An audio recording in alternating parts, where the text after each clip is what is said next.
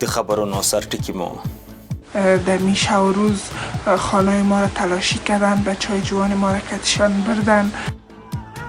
د یفتل په اعتراضونو کې د مرګ ژوبلې ډېرېدل.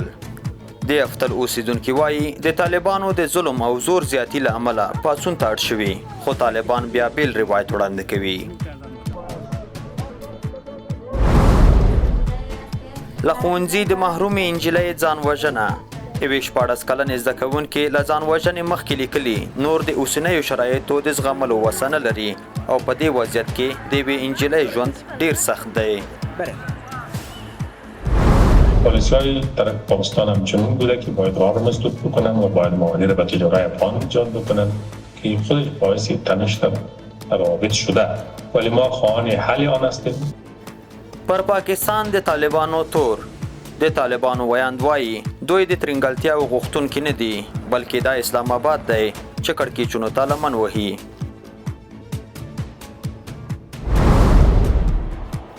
پر ایران د امریکا د بریدونو درېدل. ډونالډ ټرمپ وایي دا پریکړه د ایران او د منځني ختیځ د یو شمېر هیوادونو په غوښتنه شوې، خو تهران دا ادعا ردوي.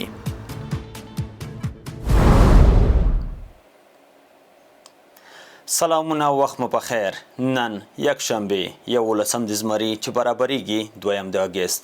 اوس هم بشپړ خبرونه. زه اجمیر احمد ځاځی. د بدخشان د یفتل سفلا ولسوالۍ اوسیدونکي وایي د پرونیو اعتراضونو د وژل شویو شمېر 4 او د ټپیانو شمېر 9 تنو ته رسېدلی دی. د دوی په وینا دغه ولسي پاڅون د طالبانو د پرله پسې فشارونو، نیونو او پلټنو پر ضد ترسره شوی دی. په همدې حال کې یو شمېر سرچینې وایي طالبانو د یفتل سفلا ولسوالۍ له لنډمهاله سقوط او د بدخشان په بېلابېلو سیمو کې له وروستیو نښتو وروسته خپلې نیونې او پلټنې زیاتې کړي دي. خو په بدخشان کې د طالبانو د پولیسو قمندانۍ وایي اعتراضونه وروسته له هغې پیل شول چې په یوې امنیتي پوستې کې یو موټر سایکل چې یو نارینه او یو ښځینه سپرلي یې درلوده د نشهیي توکو د لیږد په تور ودرول شول. ځایي سرچینې دا هم تاییدوي چې په دغو اعتراضونو کې طالبانو ته هم مرګ ژوبله اوښتې ده. د بدخشان د یفتل سفلا ولسوالۍ له تاوتریخجن ولسي پاڅون یوه ورځ وروسته د سیمې اوسیدونکي وایي چې د وژل شوو شمېر 4 او د ټپیانو شمېر 9 تنو ته وړل شوی دی. د دوی په وینا طالبانو دغه اعتراضونه په زور وځپل او پر معترضانو یې ډزې وکړې. د دې ولسوالۍ اوسیدونکي وایي دغه اعتراضونه د طالبانو په وړاندې د هغه څه پر ضد ترسره شول چې دوی ظلم او زور زیاتی بولي. این روز وضعیت بسیار خراب بود. امروز هم چندان خوب سپری نمی شود. در رفتار پایین جوانان را با خود بردند. 3 نفر هم کشتن و 1 تن دیگر هم زخمی کردند. در راه به شفاخانه بیچاره وفات کرد. دیگر 9 نفر هم زخمی شد. تا به حال هر گونه رفت آمد برای مردم دیگر زیر نظر دارند. اوضاع هر روز بدتر شده است. فشار برای مردم زیاد است. از وقت که جنگ شده دیگه مردم از خونه‌اش بیرون نمیشه. په همدې حال کې په بدخشان کې د طالبانو د پولیسو قمندانۍ ادعا کوي چې اعتراضونه وروسته له هغه پیل شوه چې په یو امنیتي پوستې کې یو موټر سایکل چې یو نارینه او یوه ښځینه سپرلی یې درلوده د نشهیي توکو د لیږد په تور ودرول شوه. طالبان پاڅون کوونکي بریدګر بولي او وایي یو شمېر بریدګرو ته زیان اوښتی دی. طالبای بدخشان بود، حداقل کمتر کتی مردم را مراعات میکردن. آلی طالبای پشتون آمده زبان نمیفهمن، کتی مردم هر رقم همو خشونت و بدرفتاری که خودشان بخواه همو رقم میکنن. دیگه مردم بسیار به تنگ آمده. چندین بار استکینی در میشه و روز خانه ما را تلاشی کردن، بچهای جوان ما را کتشان بردن. مجاهدین جبهه آزادی به توفیق الله دشمن فرار کرد. فرمانده دا په داسې حال کې ده چې په وروستیو اونۍ کې د بدخشان بېلابېلې سیمې په ځانګړې توګه د یفتل او زیباک ولسوالۍ د طالبانو او د طالبانو د وسلوالو مخالفانو ترمنځ د سختو نښتو شاهدې وې.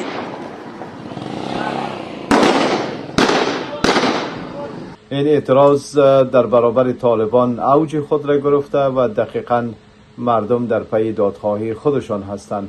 رویدادهای پسین ناشی از ظلم و ستم و بیدادی هست که طالبان در برابر مردم انجام میدن. و باورم است که به مردم گزینه دیگه باقی نمونده تا اینکه علیه طالبان سادگی بکنن، قیام بکنن، اعتراض بکنن، چون گزینه‌های مسالمت آمیز، نرم و مردمی علیه طالبان نتیجه نمیده. د صلاح الدین رباني په مشرۍ د جمعیت اسلامي ګوند د بدخشان د یفتل سفله د وروستیو پیښو په غبرګون کې د طالبانو کړنې د بدخشانیانو له دودونو او کلتور سره بې احترامي بولي او وایي دا کړنې د افغانستان د خلکو د غوښتنو په وړاندې د تاوتریخوالي او ځپنې د دوام څرګندونه کوي. د متحده جبهې مشر سمیع سادات د طالبانو پر ضد د دې جبهې د پوځي بریدونو له پیله خبر ورکوي. ښاغلی سادات وایي چې د دې جبهې ځواکونه به د طالبانو پوځي اډې او مشران په نښه کړي. د متحده جبهې مشر زیاتوي چې له طالبانو سره خبرې اترې په بشپړه توګه ناکامې شوي دي او باید ودرول شي. په همدې حال کې د طالبانو ویان ذبیح الله مجاهد د متحده جبهې د بریدونو د اعلان په غبرګون کې وایي چې د دغو جبهو او نومونو یادونه یوازې خولاد رسنیو او د تبلیغاتو په بڼه کیږي او دا مهال په افغانستان کې هیڅ پوځي جبهه نشته. د طالبانو ویان خبرداری ورکوي چې په افغانستان کې به هیڅ ډول پوځي یا امنیتي خوځښت ته د فعالیت اجازه ورنکړي. د دې عملیاتو هدف د افغانستان ازادي ده. د افغانستان ازادي به په څو نظامی پړاوو کې ترسره کیږي. په دې مرحله کې زموږ د عملیاتو هدف به د طالبانو اعضا، د دې رهبري او د دې قرارګاوې وي. زموږ اولویت په هدفګیرۍ کې هغه طالبان دي چې په 4 کاله کې د ځان څخه ډیر تشدد ښودلی او د امنیتي ځواکونو پر ضد، د افغانستان د ښځو پر ضد او د افغانستان د ځوانانو پر ضد یې سخت ظلمونه کړي دي. یو عنوانونه د سوشل میډیا او پروپاګاندا په برخه کې یادونه ځینې کی یو په عملی ډول باندې په افغانستان مستونزه د ستونزو موږ هیڅ نه وینو، هیڅ نوه جبهې نشته دلته، نه ډلې ټپلې موجود او دا حکومت باید څوک ونه ویني ځکه اوس افغانستان یو واحد حکومت لري، واحد رهبري لري او واحد نظامي ځواکونه لري. هیڅ ډلې ټپلې خپل سرور ته اجازه نه ورکوي. یوې 14 کلنې نجلۍ د نجونو پر مخ د ښوونځیو له تړل کېدو وروسته ځان وژنه کړې ده. اسوسییټډ پریس راپور ورکړی چې فریبه هره ورځ د ښوونځي د بیرته د پرانیستل کېدو په هیله ښوونځي ته تلله، له کوره به په مسکا وتله، خو هر ځل به په مات زړه بیرته راستنېده. د 14 کلنې نجلۍ له ځان وژنې مخکې په یوه یادښت کې لیکلي وو چې نور د دې وضعیت د زغملو وسه نه لري او په دغو شرایطو کې د نجونو ژوند سخت دی. 2022 Afghanistan's Taliban-led government stopped girls' education. د یو ژوند بوږنونکی پای. فریبه چې د ښوونځي زده کوونکې وه، په 2022 کال کې په هېواد کې د نجونو پر مخ د ښوونځي له تړل کېدو وروسته یې ژوند په بشپړه توګه بدل شو. د دې زده کوونکې مور اسوسییټډ پریس ته ویلي فریبه له ښوونځي تر محرومېدو وروسته ډېره موده په خپله کوټه کې تېروله. خواړه یې نه خوړل او روحي او جسمي وضعیت ډېر خراب شوی و. په پای کې فریبه د 14 کلنۍ له بشپړېدو څو میاشتې وروسته خپل ژوند پای ته ورسوه. هغې په خپل یادښت کې لیکلي وو چې نور د دې وضعیت د زغملو وسه نه لري او په دې شرایطو کې د یوې نجلۍ ژوند کول ډېر سخت دی. این سیاست طالبانی، این سیاست زنستیزانه روشنی که طالبان دارن امروز برای حذف زنان از جامعه اعمال میکنند کاملا آگاهانه از سمت این گروه صورت میگیره. د ښوونځیو او پوهنتونونو تړل کېدو نه یوازې د افغانستان نجونې له زده کړو بې برخې کړي دي، بلکې تر اوسه یې د ځان وژنې، په روحي او رواني ستونزو اخته کېدل، د جبري او کم عمره ودونو زیاتوالی او د کورني تاوتریخوالي د پراخېدو په څېر ویجاړونکې پایلې هم لرلې دي. بزرگترین آرزوهایم بود که مکتب‌ها دوباره باز شود، چون واقعا می‌خواستم درس تحصیل کنم. وقتی که مکتب‌ها بسته شد تقریبا 12 ساله بودم و خیلی غمگین بودم.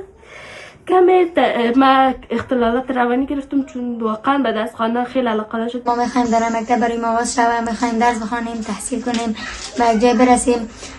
اصلا نمیفهم که سیاست از چی وقت خلاص میشه، چی وقت ظلم و ستم از بالای زنها تمام میشه. هر دختری آرزو داره که انجینیر شوه، هر دختر دوست داشت که حقوقدان شوه، هر دختر دوست داشت که معلم شوه یا هر چیزی که خواسته ها داشتن تمام خواسته هایشان خاکستر شد. له ښوونځیو د نجونو له محرومیت نږدې 15 کاله او له پوهنتونونو د منع کېدو نږدې 4 کاله تېرېږي، خو طالبانو تر اوسه د نجونو پر مخ د ښوونځیو او پوهنتونونو د بیرته پرانیستلو په اړه ټولې کورنۍ او نړیوالې غوښتنې له پامه غورځولې دي. د طالبانو ویاند وایي له پاکستان سره د روانو کړکېچونو د حل لپاره هڅې کوي. ذبیح الله مجاهد زیاتوي طالبان نه غواړي چې دا کړکېچونه دوام ومومي. هغه دا څرګندونې د حکومت د رسنیو په هنداره کې تر نوم لاندې په یوه غونډه کې وکړې او د طالبانو د حکومت د څو وزارتونو او ادارو د لاسته راوړنو یادونه هم وکړه، خو دغه ادعاوې او د قانونو په برخه کې د طالبانو لاسته راوړنې له نیوکو سره هم مخ دي.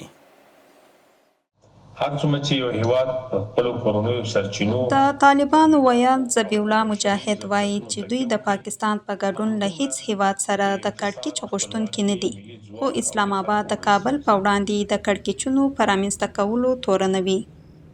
پالیسی‌های طرف پاکستان همچنین بوده که باید راه را مسدود بکنن و باید معادله به تجارت افغان ایجاد بکنن که خودش باعث تنش در روابط شده، ولی ما خواهان حل آن هستیم.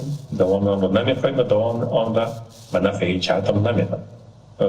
تلاش نهایی صورت می‌گیرد از طرف امارت اسلامی افغانستان که گام‌های موثر برداشته شود. په همدې حال کې مجاهد چې د حکومت د رسنیو په هنداره کې تر نوم لاندې د غونډې په دویمه ناسته کې د مالیې، اقتصاد، کانونو او پټرولیم، ترانسپورت او هوایي چلند، صنعت او سوداګري، کرنې او اوبو لګولو او مالداري وزارتونو او همدارنګه د نورم او اسټنډرډ ادارې د فعالیتونو په اړه خبرې کولې. وایي چې په تیر یو کال کې د هیواد په 28 ولایتونو کې 45 نوي معدني سیمې کشف شوي دي او د کانونو په برخه کې له 10 میلیارډ افغانیو ډیره پانګونه شوې ده. په 1440 میلادي قمري کال کې د سرو زرو، مرمرو، نفټایټو، کرومایټو، د ډبرو سکرو، مالګې، اوسپنې، سرب، جست، پولیمیتال، فلورایډ، ګچ، ګرانیټ او رخامو د انکشاف او استخراج ګڼ شمېر قراردادونه لاسلیک شوي.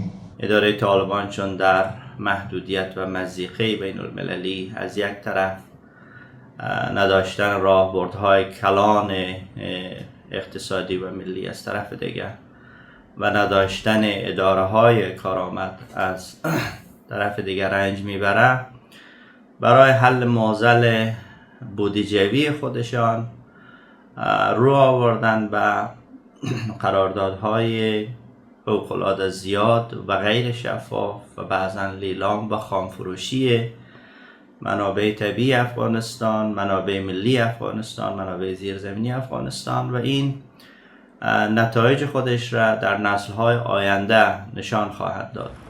ذبیح الله مجاهد وایي طالبان د بودیجې لپاره روښانه میکانیزم لري، خو بل لور ته د بودیجې د دقیقو شمیرو له څرګندولو ډډه کوي. او د ځینو ملحوظاتو له وجې دغه دقیق د بودیجې ارقام نشو ویلی، ولې عموم کې دا اطمینان خپل ولس ته ورکړو او ملت ته ورکړو چې دا د افغانستان بودیجه د دې وړتیا لري چې هم د حکومتولۍ ټول چرخش زموږ 1,40,000 رسمي مامورین لرو چې هغوی ټول ته معاشات خپل وخت رسیږي. په همدې حال کې که څه هم د افغانستان او پاکستان ترمنځ سوداګري په څرګنده توګه کمه شوې او له ایران سره زیاته شوې ده، د طالبانو ویاند د نورم او اسټنډرډ ادارې له لاسته راوړنو د یادونې ترڅنګ له یو هندي کمپنۍ سره د 40 میلیونو ډالرو تړون خبره کوي چې د ازمایښتي مرکزونو د جوړولو او تجهیز لپاره لاسلیک شوې ده. درې بامیانه نجونې وایي د روحي او رواني ستونزو د کمولو لپاره د ګنډلو او لاسي صنایعو په کارځایونو کې کار پیل کړی دی. د طالبانو له بیا واکمنېدو او د نجونو پر مخ د ښوونځیو له تړل کېدو 15 کاله وروسته دغه کارځایونه د دغو نجونو لپاره د هیلو په یوه دریڅې بدله شوې ده، خو تر اوسه روښانه نه ده چې له 8م ټولګي څخه پورته د نجونو پر مخ به د ښوونځیو دروازې کله پرانیستل شي. شاوخوا 15 کاله وړاندې کله چې طالبان بیا واک ته ورسېدل، مارجبین د 8م ټولګي زده کوونکي وه او د زده کړو لپاره یې ډېره لیوالتیا درلوده، خو وروسته له هغې چې طالبانو د دوی پر مخ د ښوونځیو دروازې وتړلې، اړه شوه چې ځان ته بله بوختیا پیدا کړي. که څه هم اوس انځورګري کوي، خو وایي چې دغه هنر هم د ښوونځي تشه نه ده ډکه کړې. بعد از که دیگه نتونستیم مکتب بریم به خاطر که افسردگی نگیره رو در نقاشی آوردیم، اما فعلا همی کورسای نقاشی هم بعضیایشان بسته شده. واقعا هیچ امیدی نیست. هغه نجونې چې غوښتلې یوه ورځ ډاکټرانې، انجینرانې، ښوونکي یا خبریالانې شي، اوس خپلې ورځې په کورونو یا د ګنډلو، انځورګرۍ او لاسي صنایعو په کوچنیو کارځایونو کې تېروي، څو یوه اندازه له روحي او رواني ستونزو ځان خوندي کړي. با کمک خانواده مثلا رفتم به پیش دکتر روانی، با کمک دکتر و فامیل و خانواده مثلا من رو آوردم به کورس خیاطی که خدا رو شکر امروزم استاد خیاطی هستم. د دغو نجونو له ډلې یوه یې وایي چې د خیاطۍ په روزنیز مرکز کې ګډون د هغې روحي حالت چې د ښوونځیو د تړل کېدو له امله زیانمن شوی و ښه کړی دی. صنف 11 مکتب بودم که سال طالبا آمده، بدبختانه مکاتب را بسته کرده که روی ما و من فعلا شاگرد خیاطی هستم. وقتی که مکتبا بسته شده بود بسیار روی روحی ما تاثیر کرده بود، دیگه تقریبا منزوی شده بودیم تا اینکه کم کم با کمک دوستان و خانواده دم شغل خیاطی روی آوردیم. یو شمېر نورې نجونې او ښځې چې د زده کړو له دوامه محرومې شوي دي، اوس هڅه کوي چې د خپلو لاسي تولیداتو په پلورلو سره د خپلې کورنۍ د لګښتونو یوه برخه هم برابره کړي. خو وایي دا کارونه هېڅکله هم د دوی د له لاسه وتلو هیلو او ارمانونو بدیل نشي کېدی. اوس هم له دغو نجونو یوې چې له زده کړو محرومه ده او نقاشۍ ته یې مخه کړې، اغلې ماجبین رضایي را سره په لیکه کې ده او له هغې به د زده کړو د محرومیت د اغېزې په اړه وپوښتو. اغلې ماجبین رضایي ښه راغلاست. اغلې رضایي، ژوند پرته له درسه او ښوونځي څنګه تیریږي؟ خب زندگی بدون رفتن به مکتب بسیار سخت و ناامید کننده است. وقتی که ما هر روز میبینیم که پسرها به مکتب میرود اما ما رفتن نمیتوانیم، واقعا جگر آدم خون میشه که چرا رفتن نتانه، چرا یک قشری از جامعه که از تحصیل باز ماندن کسی صدایشان نمیشنوه، به دادشان نمیرسه. یعنی گناه اینا چی است؟ اگر خدا و پیغمبر نخواست همین حق آزادی را به هر بنده خود داده، چرا آدم رفتن نمیتانه؟ و وقتی که ما رفتم نمیتونیم، کسی صدای ما هم نمیشنوه. واقعا خیلی سخت ناامید کننده است. هر روزی که تیر میشه، اینا 5 سال تیر شده، باور کنین که 5 سال خیلی سخت است که از حق یک نفر گرفته شود. یک روزش سخت است، 5 سال خود در جایش بان. 5 سال عمر یک نفر است که میگذره ولی کسی صدای ما را نمیشنوه، به داد ما نمیرسه. واقعا خیلی سخت است. له زده کړو تر محرومېدو وروسته نقاشۍ ته مو مخه کړې. آیا دغه هنر توانېدلی چې ښوونځي ته د نه تګ درد تر یو اندازې راکم کړي؟ نه خیر، هیچ جای، هیچ هنری جای مکتب آدم نمیگیره، جای درس خواندن نمیگیره. درست است نقاشی من میکنم و وقتی که از مکتب ماندم نقاشی میکنم، نقاشی خود را، احساسات خود را برای کاغذ ما فکر کنین که میکشم. هیچ جای و هیچ چیزی درس نمیگیره که ما مثلا مکتب نریم نقاشی کنیم جای او را بگیره. مکتب دیگه چیز است. مکتب که است آدم که از شوق، از خردترکی مکتب میره، به امید آرزو میره، به امید پیشرفت میره، به امیدی که فردا روز یک چیز شوه، یک خدمتگزار برای جامعه شوه. و ما آرزو داشتم که روز مکتب برم و مکتب خود تمام کنم و ژورنالیسم شوم و به جامعه و زنای افغانستان، دخترای افغانستان خدمتگزار باشم. له زده کړو محروم نورو نجونو ته مو پیغام څه دی؟ په دې سختو شرایطو کې باید هغوی څه وکړي؟ خب پیام ما برای دخترها، خواهرای عزیزم که مثل ما از تحصیل باز ماندن، پیام ما همی است که درست است دروازه مکتب بسته است.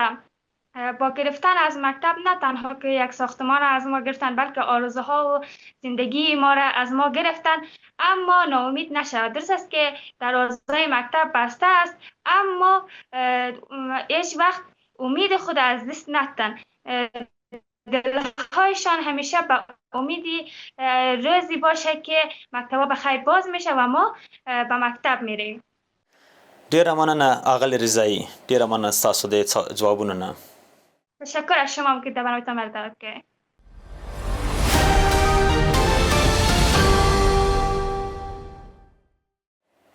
اوس هم سوداګریز خبرونه. د بادغیس اوسیدونکو د انټرنیټي خدماتو ټیټ سرعت او کمزوري کیفیت څخه شکایت لري. په دې ولایت کې د مخابراتي خدماتو کارکونکي وایي د ټلیفوني اړیکو او انټرنیټي بستو بیې هم ډېرې لوړې دي. په همدې حال کې د عامو موندنې ښیي چې په تیرو 5 کلونو کې د هیواد د لویدیځو لرې پرتو سیمو په ځینو برخو کې د مخابراتي شبکو خدمات لا هم نه دي پراخ شوي او په ښارونو کې هم د مخابراتي خدماتو د کیفیت د لوړوالي لپاره بنسټیز کار نه ده شوی. په بادغیس کې سرچینې عامو ته وایي د طالبانو د واکمنۍ له 5 کلونو تېرېدو سره سره د بالامرغاب، خورماچ او مکر ولسوالیو د ګڼو سیمو اوسیدونکي لا هم مخابراتي خدماتو ته مناسب لاسرسي نه لري. د دغو سرچینو په وینا مخابراتي شرکتونه تر ډیره یوازې په هغو سیمو کې خدمات وړاندې کوي چې نفوس یې ډیر او اقتصادي ګټې یې زیاتې وي، خو همدغه خدمات هم د پام وړ کیفیت نه لري. دغه مخابراتي سیستمونه چې دي لکه عربا، افغان بیسیم او اتصالات دا شبکې چې دي ضعیف دي. روشن یو اندازه ښه ده، دا بیا قیمتونه یې ولړ دي نسو اخیسته، یعنې ټوله قیمتونه ولړ دي، دا قیمتونه ولړ دي. ورسې مخابرات دغه ته نوبت نه درېږي، 3 ورځې مګر ورته ولاړ شي یو سیم کارت اخلي، یعنې نوبت نه درېږي دونه شلوغ ده پر باندې. د عامو موندنې ښیي چې د هیواد په لویدیځ کې د وای فای انټرنیټي خدمات هم تر ډیره د خصوصي شرکتونو لخوا پراخه شوي دي. د فراه، بادغیس او غور ولایتونو یو شمېر اوسیدونکي د ښاري برېښنا یا د لمریزې برېښنا په وسیلې د وای فای انټرنیټي خدماتو ته لاسرسي لري، خو د دوی په وینا د انټرنیټ د کارولو لګښت ډیر لوړ دی. د خدای قرآن ما وی 100 روپۍ چې زه ور واچوم په سهار کې بیا نسته، هغه 100 روپۍ اوس نسته، د تلیفون په جیب کې د 2 ورځې کېږي ولا که ما چاته الو ویل زړه مې غواړي چې ویې غورځم مات یې کړم. موږ دونې واس نه لرو چې دا خپل کوچنی وساتو، دا اوس یوه بوجي وړی پرون پور کړي دي راوړي مې دي، اوس هغه پورولی راته ولاړ د 1000 روپۍ اوس نه نسم جوړولی. د طالبانو د واکمنۍ په تیرو 5 کلونو کې په افغانستان کې د مخابراتي شبکو خدمات 2 ځله په ټوله هیواد کې د یو مودې لپاره په بشپړه توګه پرې شول، خو طالبانو د دغو بندیزونو د لامل په اړه هیڅ بشپړه وضاحت ورنه کړ.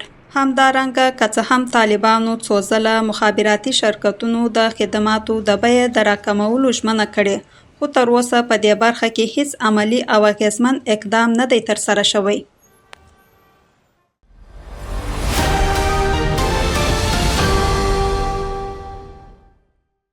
د افغانستان په بازارونو کې د اسعارو بیه یو امریکایي ډالر 15.5 افغانۍ، یو یورو 4.9 افغانۍ، زر ایرانی ریال 0.5 افغانۍ، زر هندۍ روپۍ 244 افغانۍ، یو اماراتي درهم 12.2 افغانۍ، زر پاکستاني روپۍ 223 افغانۍ.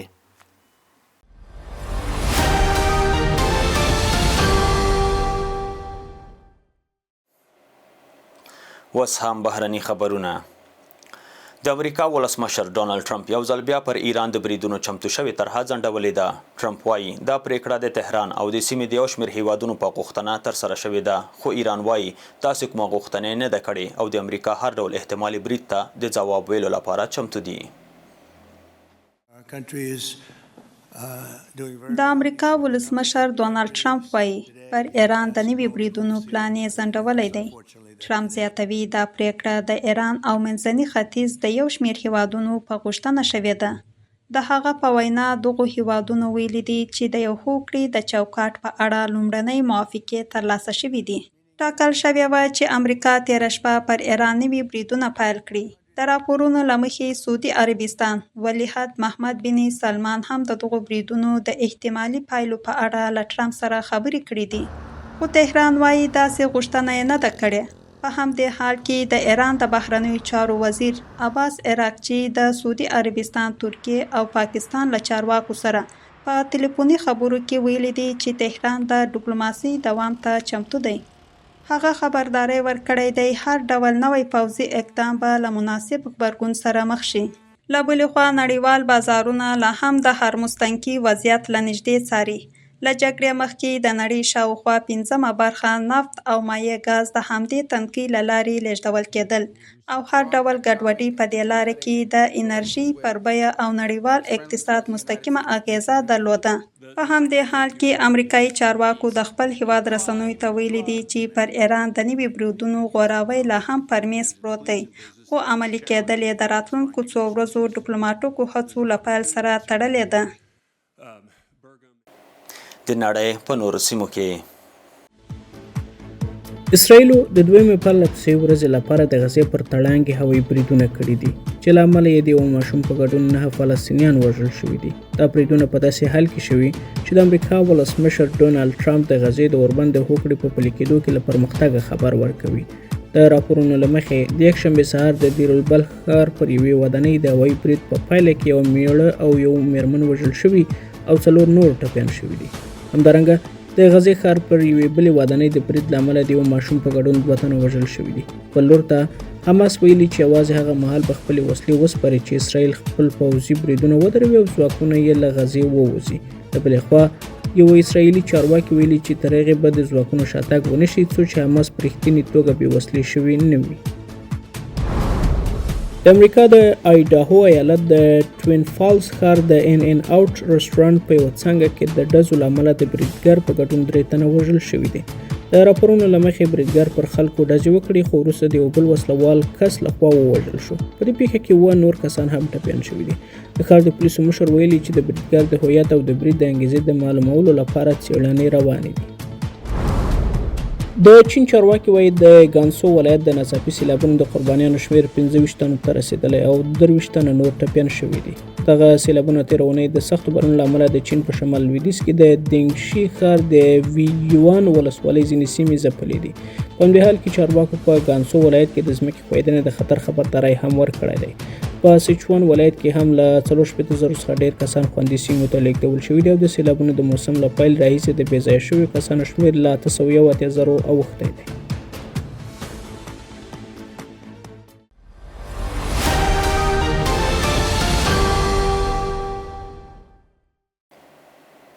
اوس هم د لوبو نړۍ کې د افغانستان د فوټسال ملي لوبډله نن ماښام د کانټیننټال سیالۍ په لومړۍ لوبه کې له کوربه تایلند سره مخ شو. د کانټیننټال سیالۍ پرون پیل شوې چې د تایلند، افغانستان، روسیې، نیوزیلند او ویتنام لوبډلې پکې ګډون لري. په لومړۍ لوبه کې تایلند نیوزیلند ته 6-0 پایلې سره ماتې ورکړه او د روسیې او ویتنام لوبه هم 2-2 مساوي شوه.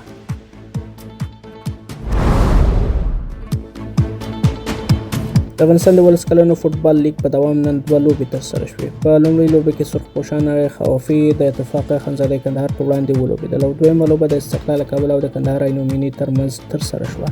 د په داسې حال کې ده چې د سرسبز یشلر او ارمان اف سی لوبه بې ګوله مساوي پای ته ورسېده. د طوفان هرات او بوسلنګ فراه لوبډلو هم یو مساوي لوبه وکړه.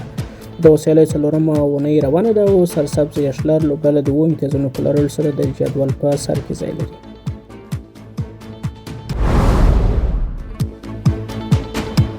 په کابل کې د لسګونو ورزشکارانو ترمنځ د سوک وهنې سیالۍ ترسره شوې. دغه سیالۍ د کابل د بېلابېلو ورزشي کلبونو ترمنځ ترسره شوې چې پکې 50 ورزشکارانو ګډون کړی. د سیالۍ په پای کې د طوفان کلب د ډېرو بریاوو په خپلولو سره د اتلولۍ لومړی مقام ترلاسه کړ. دا ول زموږ د نن شپې خبرونه. اوس تاسو ته بلنه درکوو څو د امو د نورو خپرونو لیدونکي پاتې شئ. د کره او تازه خبرونو لپاره زموږ ویب سایټ amو.tv ته لاړ شئ او د امو په نوم زموږ ټولنیزې شبکې در سره وڅارئ. ښه وخت ولرئ. شپه مو په خیر.